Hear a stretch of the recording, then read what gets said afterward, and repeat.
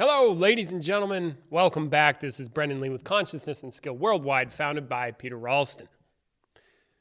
Another question. Got the old pink piece of paper here. Brendan, a part of the consciousness, this is from Jack. What's up? A part of the consciousness work here seems to be personal transformation or growth. What exactly is growth and how does it occur? Is growth and letting go of ego related? Is growth typically linear or more of a gone full circle deal? It seems like there are many traps to growth.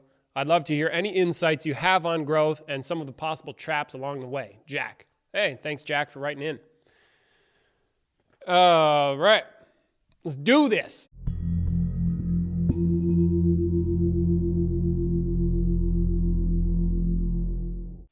What exactly is growth and how does it occur? Well,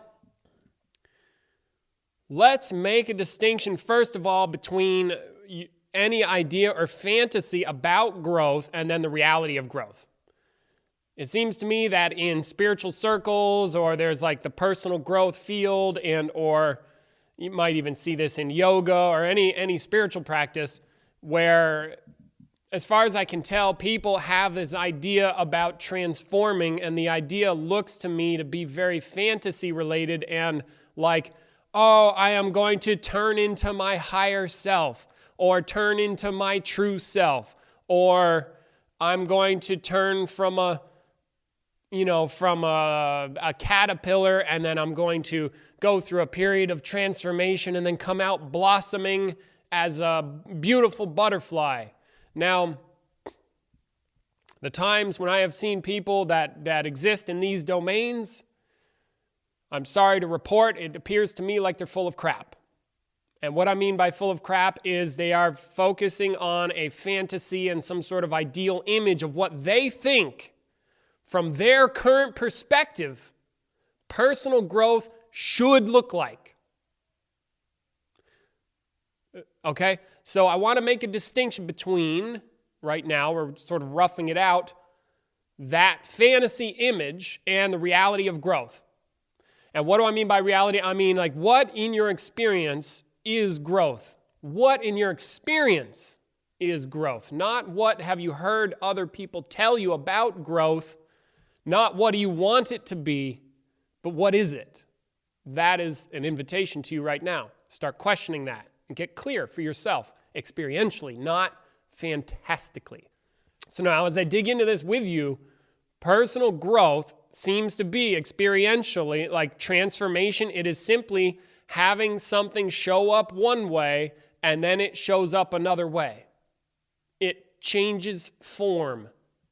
The form that it is changes. That's transformation. Now, people have stuff like you're only supposed to transform into something good. You can transform into something bad too. And transformation itself is neither good nor bad. For itself, there's no good or bad there. It's just changing form. So if you're asking about growth, like what is it? Well, it seems to be the opposite of death. Death is a transformation in itself, and it is in a certain direction towards, it seems like, non-moving or not being alive, or I don't think rocks live or die. So a rock can transform from, say, a rock into dust, but I wouldn't call it dying, and I also wouldn't call it growing. So it seems to me also that growth has an aspect of there's something alive there. Like things that are alive seem to grow and then also die, both of which are transformations. So given my ramblings at this point, consider what is transformation itself for you in your experience. Like, what is that? Now, I suspect also that this question is more personal. So I imagine that it is for the human being who's asking, is for Jack. You're asking me this question probably because you have some interest in your own personal growth and perhaps some interest in understanding what growth is itself. Now, we have, how does it occur? That's a How does growth occur?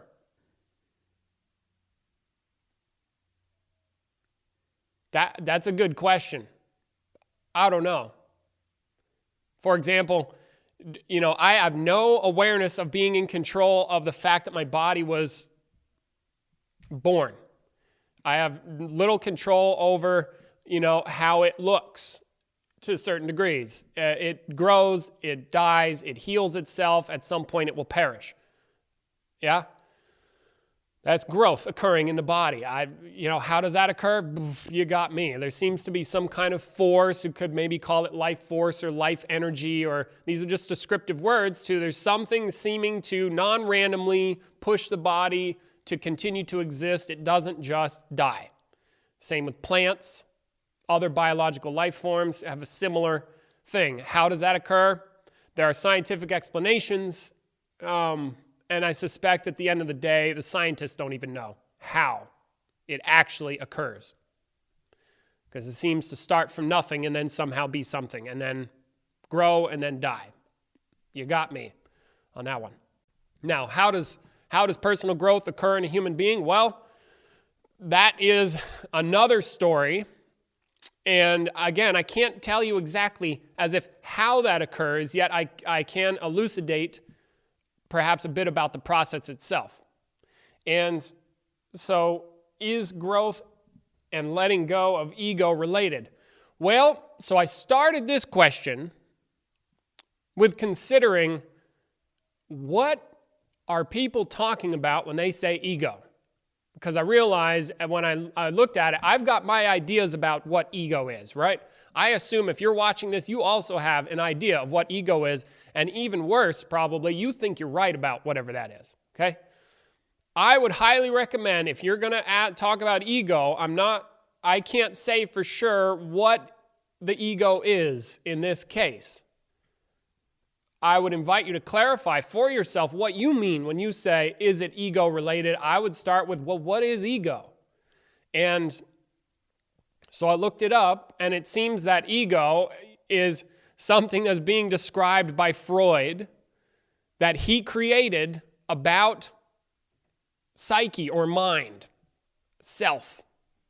And as far as I could tell, most people, and likely myself, have it that ego is somehow like inside me. There's a part of me that's inside that I call the ego, and it's something that has to do with my self-esteem, and maybe I can get it bruised or I can be egotistical, and I'm not too clear what that is.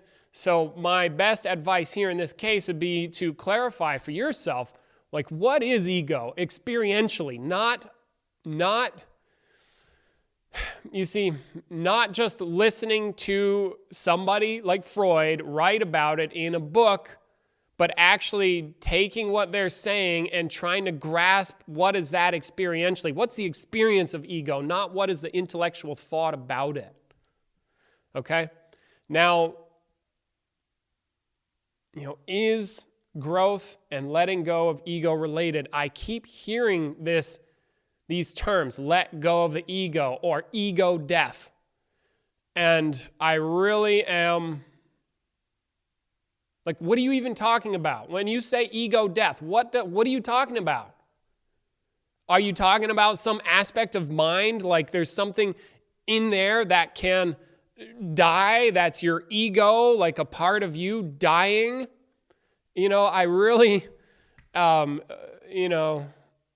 okay, I need to somehow experience ego death, and I can transform into an enlightened being or some shit. No idea what you're talking about when people say that, or when people say that. I have no idea what they're talking about. But it sounds a lot like you should do this thing, then that will happen. Maybe not. And if you don't know what an ego is experientially, it's likely to be a bunch of intellectual mumbo jumbo, which keeps happening, I've noticed. Is growth and letting go of ego related?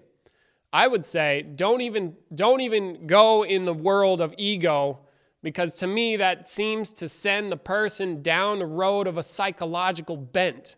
And in this work, in consciousness, I have seen people turn their psychology over and over and over and over and over and over and over again without fail and without end. Like they could do that infinitely. And I think it is much better served in this work to go for what's true experientially, not what do you think is true based on a psychological model or some domain of psychology. All right, in this case, I might use a word like transcendence as a word to describe the becoming conscious in the like personal transformation domain, transcending something. Perhaps it's even possible to transcend psychology altogether. Then what are you going to do? How are you going to let go of ego or, come up with a schematic for how to transform the self by first letting go of the ego and then doing this other thing and doing this other thing if there's no psychology to worry about, in a sense? Or the whole domain itself is revealed for what it is. You see? So, is growth and letting go of ego related? I don't know. Check it out for yourself experientially. Grasp what ego is experientially, and then let me know. Is growth typically linear or more of a gone full circle deal? Now, I don't know what you mean by gone full circle, but yes, growth typically goes in a linear progression. However, you could grow into to something negative or positive.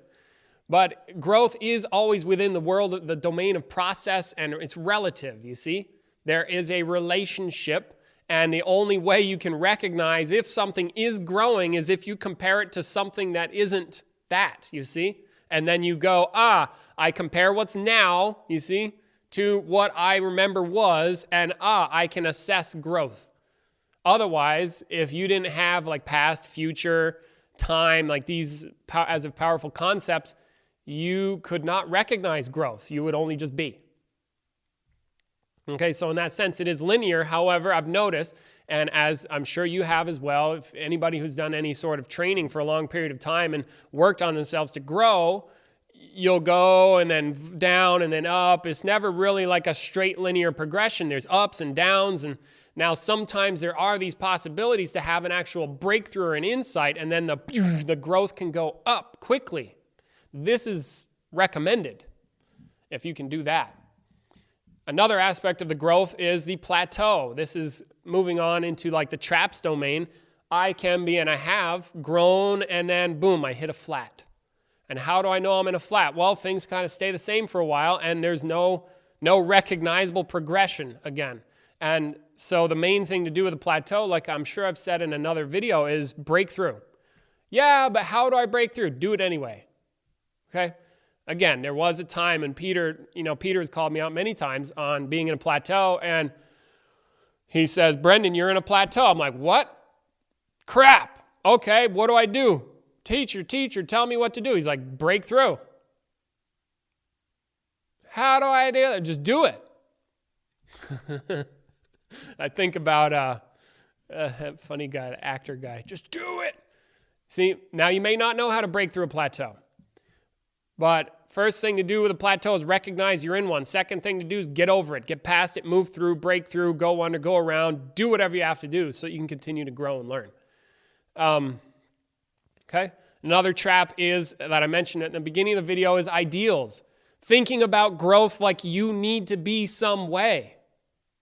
You don't. You could be a shithead. You could be a turd. You could be a very low integrity individual that is addicted to drugs and terrible unhealthy lifestyle and hurts people for a living. You could do that. You could transform yourself right now into a complete negative possibility. These are possible within the domain of a relative. There are many types of human beings. You can also change yourself into something really good, awesome, powerful, clear, these kinds of things. Now, I'm assuming, given the bent of this channel and that you're writing, you want the good stuff, and we always want the good stuff. Now, it is useful. So in the domain of growth, if you want to grow yourself, As far as I can tell, the number one primo step thing to do is acknowledge yourself and let yourself be exactly the way you are and tell the truth about that. Hide nothing.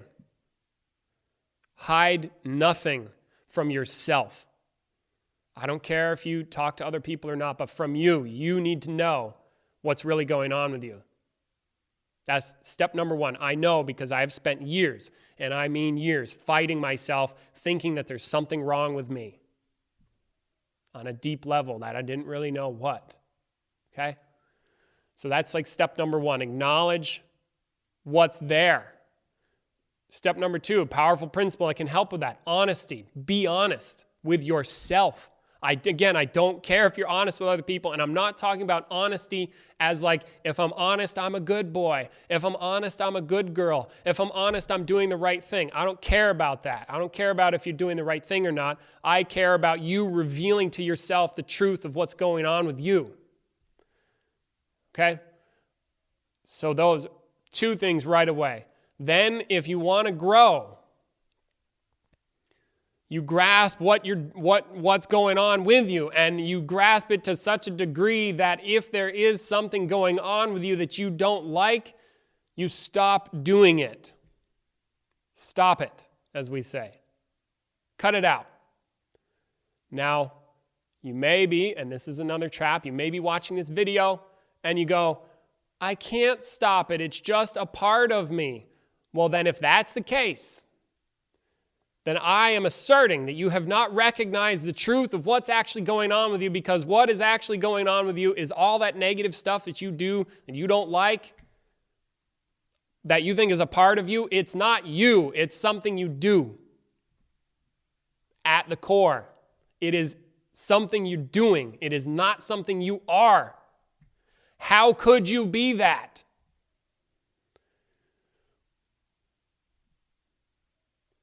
Now, another thing to consider, see, and I'm sensing the trap right away, is you'll watch my video and you will likely want to believe me if you care about my opinion and are holding me as some sort of authority on the matter.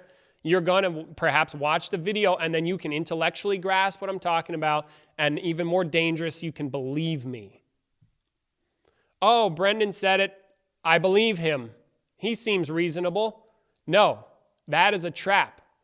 And you will be forever stuck in the land of belief if you do that, and you will not change.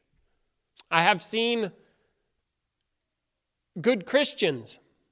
They think they're good people because they are believing in God. And they're still the same asshole that they were 20 years ago before they believed in God. They just have a new belief system that they've squashed onto what they've got. And then they assess, okay, I'm a good person because I believe in the right things. No, they're just full of crap again. Or anybody believing anything rather than experiencing it for themselves. See, so I see belief itself as a huge barrier to growth. Now, I'm not saying you can't adopt a set of beliefs that challenge you in a certain ways and challenge you to grow. You see, this is another aspect of growth, is in perhaps intentionally taking something up that is difficult or challenging because it forces the person, you see, the person to go through something, and you either, depending on the challenge, you could die or live and grow through that, or it's really difficult and you have to make adjustments and learn how to be a different way. See, like in the military examples, people go through boot camp and somebody's screaming at them. They break them down. They force them to take orders. They get them off of thinking like their opinion is somehow important and special and matters. And they turn into more real human beings, as far as I can tell, or they get psychologically damaged or whatever. But they grow. They stand up straighter. They're more clear. They can communicate. We do apprenticeships here, or have done in the past. I don't know where you're at watching the video now, Maybe we don't do them anymore, but in the past we have done apprenticeships. And these are challenging things for people to grow through. And the challenge itself demands growth. See, this is another way, and likely the faster way, because people don't do this in life. They don't grow. And I don't mean they don't get challenged. I just mean they hold fast to the way that they think they need to be, what they think is right from their perspective that is already created by the foundations that they may be trying to transcend in the first place, and they don't even realize it. They just run the program, and they're hurting all the time, and they don't know why. Or they run the program, and they've got really low self-esteem, and they have no idea why. And so it's useful to figure out these things, adhering to a principle is a good thing to consider. Because it's not about you. And that would be a type of growth. Say, a transformation of sorts. All right, so there's that. If you want to grow, you have to grow. Find a way to do that. As Peter would say, one good way to test out your spiritual fortitude is to get married. I'm not saying get married. I'm just saying that looks like a hell of a challenge. You got to be right up with somebody else, and bam, you're going to run into all kinds of problems. Yeah, or take up some discipline that demands of you a type of shift. Now, yeah. So other than that, that's what I've got for you on growth. And I hope some of that has been useful. And the main thing, I'm sure I will hammer on this forever, is you got to do it. You have to get your ass out there and go do that if you want to grow. If you have fantasies about your own growth, I highly recommend you drop the fantasies and go for the real thing. Don't take no for an answer, and do it. It's the only way. And it's the only way that's actually going to make a difference, because listening to a video, it's entertaining, and I understand that. But if you want to actually make a difference in your life, the ball's in your court, and there is no force on this earth that is going to get you to make a shift except for you, okay? No teacher, no nothing is going to get that to happen for you except for you. So you can take that to the bank or put that in your pipe and smoke it, because that's the real deal. And if anybody tells you otherwise, they're full of shit, okay? You can't make somebody grow that doesn't want to grow. Impossible. Okay, so that's what I have for you, Jack. Thank you for writing in. I hope my video has not been too rambly. I'm sure I'll make edits. Please keep the questions coming. If you want to get serious, bam, you can check the links in the description. You are invited to do more stuff. Feel free to write me. I'd love to hear your questions. This is Brendan Lee with Consciousness and Skill Worldwide, founded by Peter Ralston. Catch you guys later. Till next time. Ciao.